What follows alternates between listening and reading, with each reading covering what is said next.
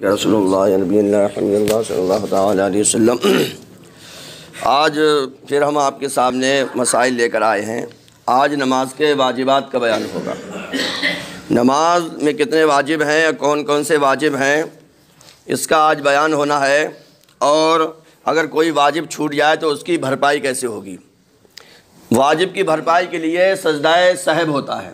کبھی کبھی آپ نے دیکھا ہوگا امام صاحب سے کوئی بھول ہو جاتی ہے واجبات میں، یا خود سے ہو جائے تو سجدہ سہو سے وہ بھول، وہ چوک پوری ہو جاتی ہے، وہ کمی پوری ہو جاتی ہے۔ آج سماعت کیجئے، نماز میں جو ہم اللہ اکبر کہتے ہیں یہ بھی واجب ہے، اور پوری الحمد پڑھنا یہ بھی واجب ہے۔ اگر کچھ اس میں سے چھوٹے گا، کوئی سینٹنس یا کوئی کلمہ، تو پھر واجب چھوٹ گیا۔ اب یہ آپ کو ہم نے بتائی دیا ہے، امام صاحب کے پیچھے ہیں تو آپ کو الحمد نہیں پڑھنا، امام صاحب کی ہی ساری لوگوں کی طرف سے ہو جاتی ہے وہ، ٹھیک ہے۔ اس کے بعد سورت یا آیت ملانا یہ بھی واجب ہے۔ فرض نماز میں پہلی 2 رکعتوں میں قرات واجب ہے۔ پہلی 2 رکعتوں میں قرات کیا ہے، واجب ہے۔ 3 والی ہو رہی ہے یا 4 والی ہو رہی ہے، 2 والی ہو رہی ہے تو 2 یہیں اس میں۔ اس کے بعد الحمد اور اس کے ساتھ سورت یا آیت ملانا فرض کی پہلی 2 رکعتوں میں، اور نفل اور وتر اور سنت کی ہر رکعت میں سورت یا آیت سے پہلے ایک ہی بار الحمد پڑھنا۔ اگر کوئی 2 مرتبہ الحمد پڑھ دے گا تو پھر اس کو سجدہ سہو کرنا پڑے گا، کیونکہ الحمد ایک بار پڑھنا واجب ہے۔ الحمد اور سورت کے درمیان آمین اور بسم اللہ کے سوا کچھ نہ پڑھنا۔ مثال کے طور پر آپ نے الحمد پڑھی، آمین کہہ دی، اور پھر بسم اللہ پڑھ لی، بسم اللہ کے بعد پھر آپ نے بیچ میں اور کچھ ملا دیا، یا آپ خاموش کھڑے ہو گئے سوچنے لگے کچھ، تو اب یہ واجب چھوٹ گیا ہے، کیونکہ الحمد کے بعد آپ کو فوراً کیا کرنی ہے، سورت ملانی ہے۔ اس کے بعد کیا کرنا ہے، قرات ختم کر کے فوراً رکوع کرنا ہے۔ قرات ختم ہو گئی تو آپ کو اور کچھ نہیں پڑھنا ہے، نہ سوچ بچار کرنا ہے۔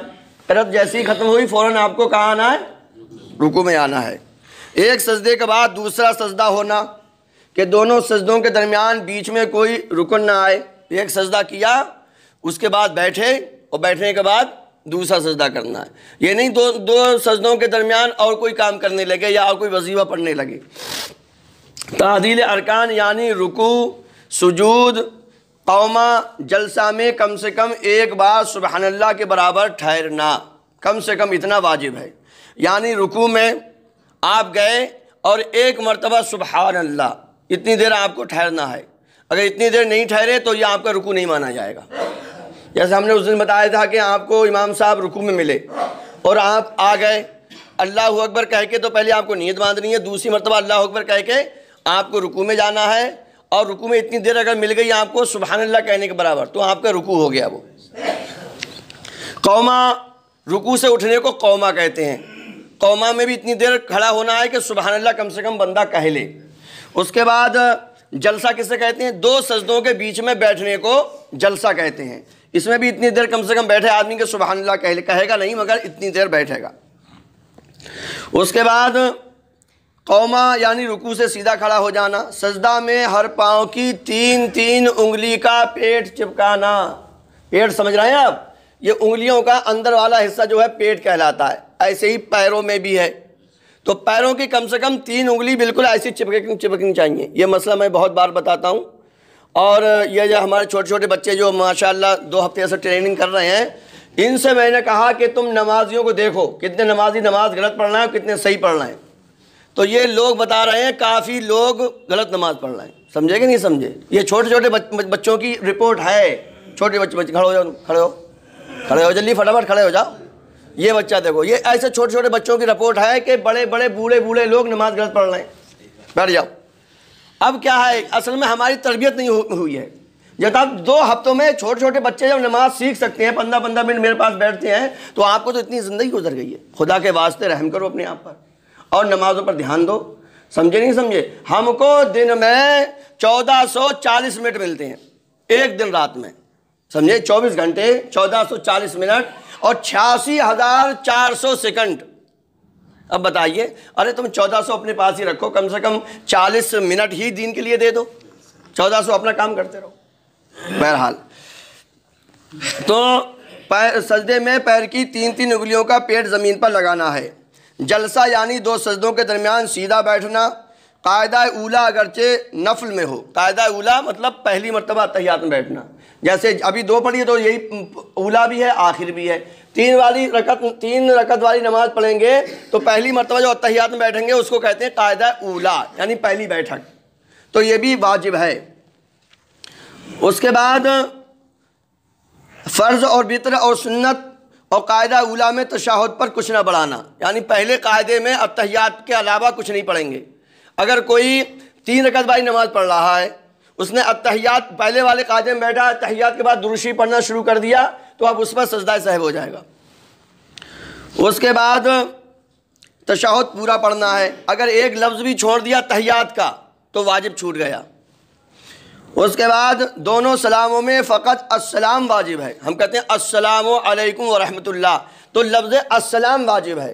اگر کسی نے خالی نماز میں السلام کہا تب بھی اس کی نماز ہو جائے گی، اور السلام علیکم علیکم ورحمۃ اللہ کہنا یہ سنت ہے، بہتر ہے۔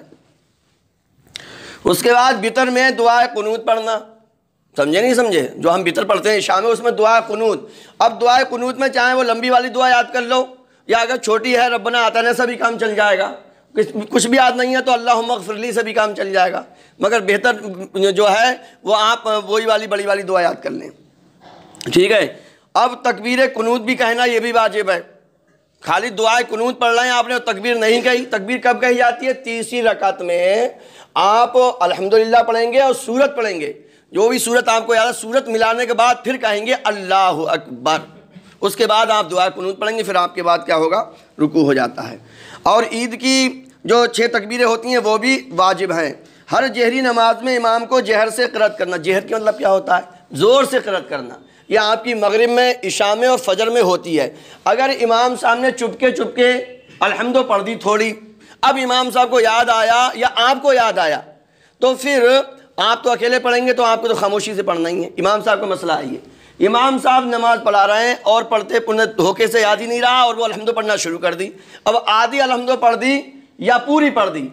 اگر آدھی پڑھ دی تو جہاں سے یاد آیا ہے امام صاحب وہیں سے تیز آواز سے پڑھنا شروع کر دیں، کبھی کبھی ہمارے ساتھ بھی مسئلہ ہو جاتا ہے۔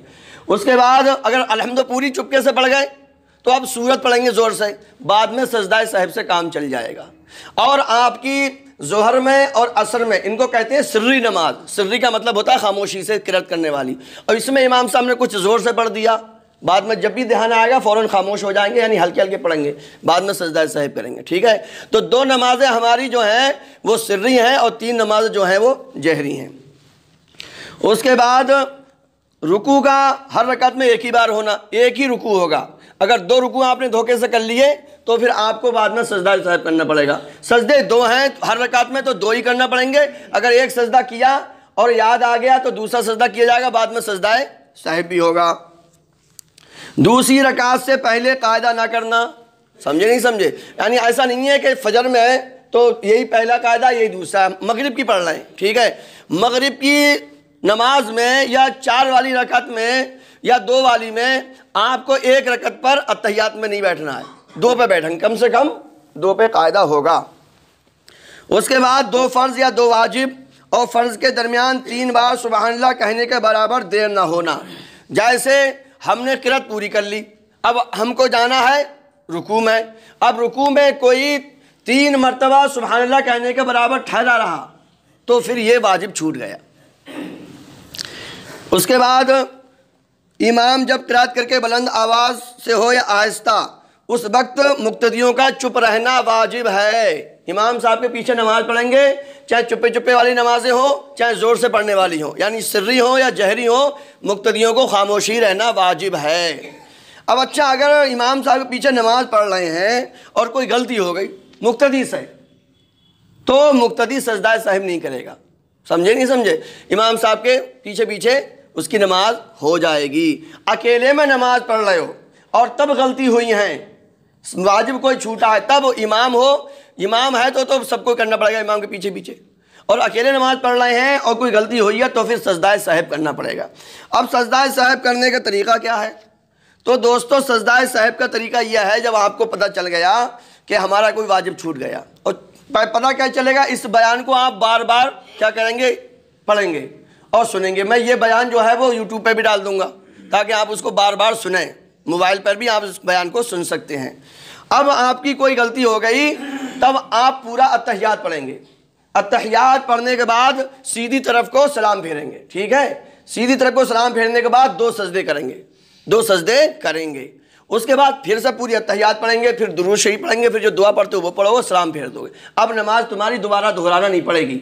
ये होता है सजदा साहिब। साहिब का मतलब होता है गलती, समझे, मिस्टेक। तो ये मिस्टेक का सजदा होता है और इससे कमी पूरी हो जाती है। बात समझ में आपकी आई?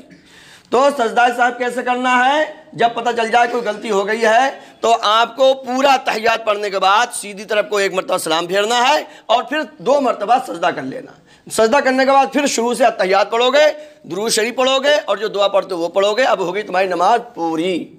मगर सजदा साहिब सिर्फ वाजिब में काम करता है, फ़र्ज़ में काम नहीं करता है। अगर फ़र्ज़ छूट गए हैं और सुन्नतें अगर छूट गई, इसके अलावा जितनी चीज़ें हैं वो सुन्नतें हैं। ये वाजिब हमने बताया, इनके अलावा जितनी चीज़ें वो सुन्नतें हैं। सुन्नतों में सजदा साहिब की ज़रूरत नहीं होती है।